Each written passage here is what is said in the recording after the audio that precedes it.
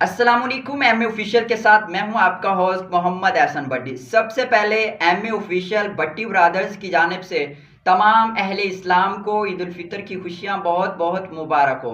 ईद खुशी का दिन है, ईद एहसास का दिन है, ईद इंसानियत का दिन है, ईद जज्बाए हुब्बुल वतनी का दिन है। ईद माशरे में ऐसे लोगों का भी दिन है जो पूरा साल खुशी नहीं मनाते, लेकिन ईद वाले दिन चूंकि रमज़ान के बाद जो अल्लाह की तरफ से हमें तोहफा मिलता है वो है ईद।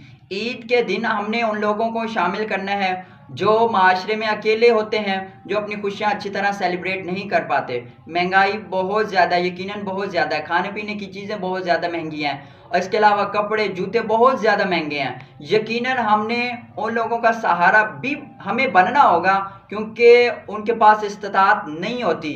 आपके पास वसाइल हैं, आपके पास इस्तात हैं, तो कोशिश करें कि उन लोगों को भी अपनी खुशियों में शामिल करें क्योंकि वो भी माशरे का हिस्सा हैं, वो भी हमारे बहन भाई हैं।